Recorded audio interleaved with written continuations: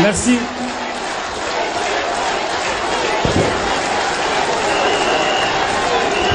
Merci.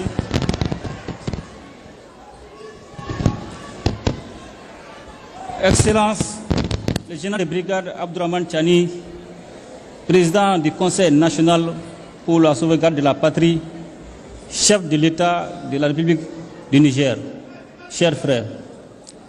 Excellence, le capitaine Ibrahim Traoré, président du FASO, chef de l'État, chers frères. Mesdames et messieurs les ministres du Burkina, du Mali et du Niger, mesdames et messieurs les hauts fonctionnaires, mesdames et messieurs de la presse et distingués invités. À l'entame de mon propos, je voudrais exprimer mes sincères remerciements et ma gratitude ainsi que ceux de la délégation qui m'accompagne au général de brigade Abdourahmane Tiani, président du Conseil national pour la sauvegarde de la patrie, chef de l'État de la République du Niger, et au peuple nigérien pour l'accueil chaleureux et la délicate attention dont nous avons fait l'objet depuis notre arrivée en cette terre hospitalière, en terre AES, chaleureuse et si riche de sa diversité qu'est le Niger. Cette hospitalité est le reflet de la fraternité et de la solidarité qui unissent nos trois nations. Excellences, mesdames et messieurs, le 16 septembre 2023, en signant la charte du Liptako Gourmand, nous avons collectivement pris la décision courageuse de créer l'Alliance des États du Sahel, AES.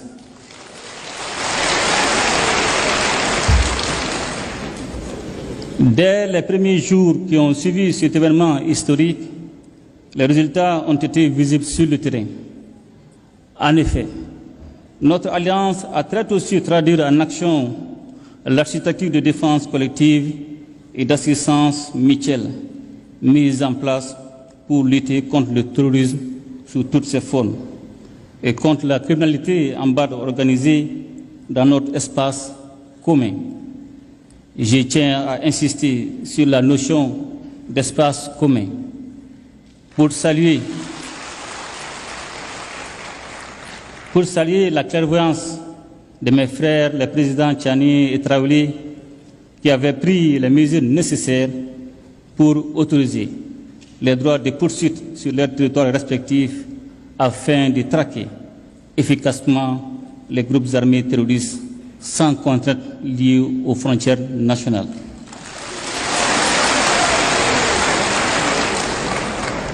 La dimension sécuritaire à l'origine de la création de l'AES est parfaitement prise en charge par nos forces de défense et de sécurité qui opèrent en totale complémentarité face aux attaques terroristes. Nos forces se projettent désormais en posture offensive pour neutraliser ces groupes sans foi ni loi. L'engagement et la détermination de nos hommes et femmes au combat forcent notre fierté, notamment au vu du recul indéniable de l'insécurité dans l'espace AIS. La meilleure illustration de cette avancée sécuritaire est le retour de l'État, des administrations et des populations dans des localités longtemps, bien trop longtemps occupées par les groupes armés terroristes appuyés par leurs sponsors extérieurs. Ainsi, aujourd'hui, il est évident que la paix a changé de camp. Pour preuve, nous assistons régulièrement à des actes de reddition d'éléments terroristes qui déposent les armes devant nos armées nationales. La mise en place de la force conjointe des États du Sahel en mars 2024 est le symbole de notre unité d'action et de notre détermination à protéger ensemble nos populations et à préserver notre souveraineté. Excellences, Mesdames et Messieurs, J'y parlais un peu plus tôt des droits de poursuite qui, le temps des opérations antiterroristes, abolissent les frontières entre nos trois États.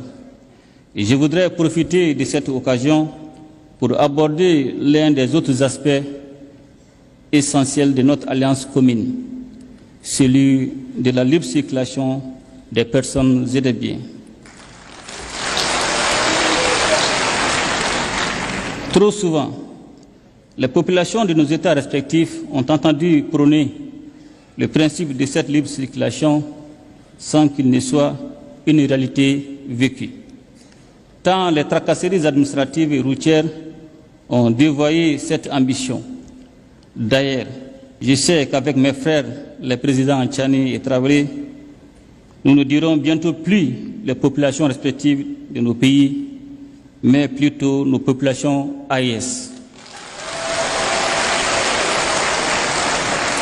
Car l'AES que nous sommes en train de mettre en place est d'abord et avant tout l'AES des peuples. Une AES dans laquelle les Burkinabés et les Nigériens seront chez eux au Mali et inversement, sans aucune forme de barrière bureaucratique. Cette liberté de circulation sera sous-tendue par une accélération des investissements dans le domaine des infrastructures routières et ferroviaires et aériennes, et dans celui des nouvelles technologies de l'information et de la communication. Toute chose qui catalysera l'approfondissement des investissements dans le domaine de la production agricole et dans celui des industries de transformation, profitant ainsi de la complémentarité de nos économies.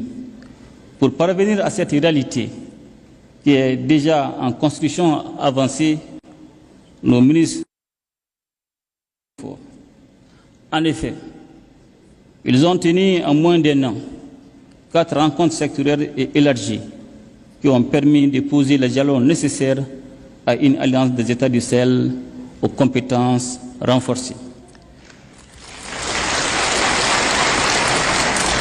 Les ministres chargés de l'économie et des finances ont ouvert la voie à la coordination dans le domaine du développement économique en formulant à Bamako, le 25 novembre 2023, des recommandations pertinentes en vue d'un développement harmonieux de l'espace AES. Elles ont concerné les aspects touchant le renforcement d'un cadre commun et harmonisé des politiques publiques dans les domaines économiques, financiers, minéral, éducatif, environnemental et culturel, et la réalisation des projets structurants en commun.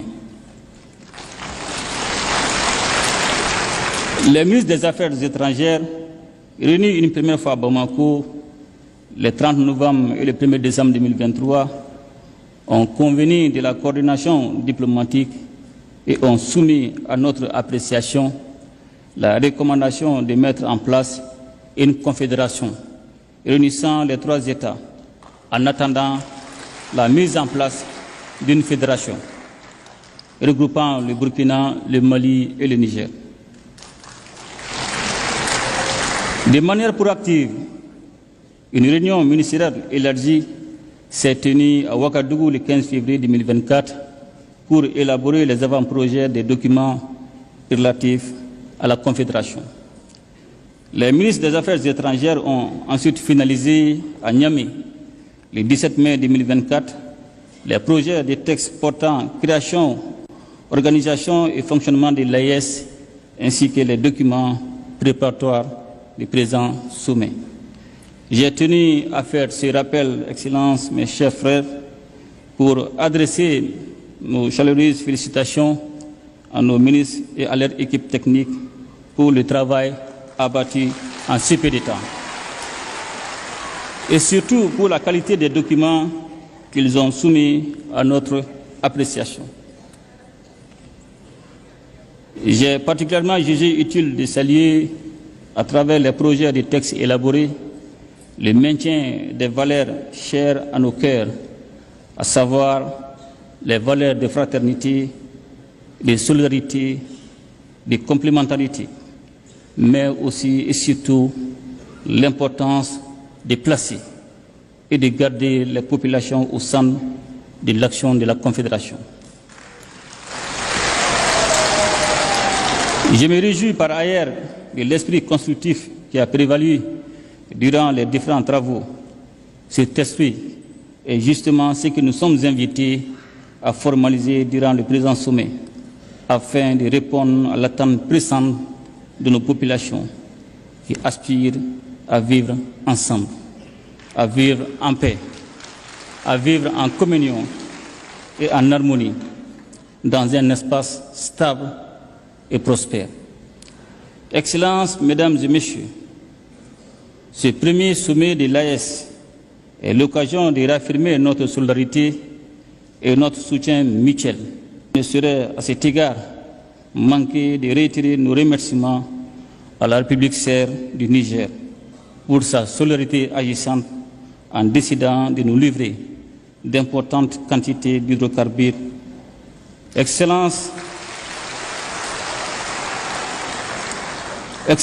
et chers frères, le général de brigade Abdourahmane Tchani, en cette période de crise énergétique, votre marque de fraternité au-delà du symbole revêt un caractère particulier pour les Maliennes et les Maliens. Il nous appartient désormais de renforcer ces liens stratégiques entre nos trois États pour surmonter ensemble les défis auxquels nous faisons face. Pour terminer, je voudrais réitérer notre ferme détermination à faire de l'Alliance des États du Sahel un modèle de coopération régionale, de solidarité, de développement, un modèle aussi d'intégration sous-régionale conformément aux principes de la charte du Liptako Gourma. Excellences, Mesdames et Messieurs, nous honorons aujourd'hui à Niamey notre rendez-vous avec l'histoire pour faire revivre avec notre confédération l'esprit d'unité voulu par les pères fondateurs du panafricanisme. En assumant notre part de responsabilité et de leadership dans cette œuvre exaltante et indispensable pour la région du Sahel, voire au-delà. Vive l'Alliance des États du Sahel, vive la solidarité entre nos peuples. Je vous remercie.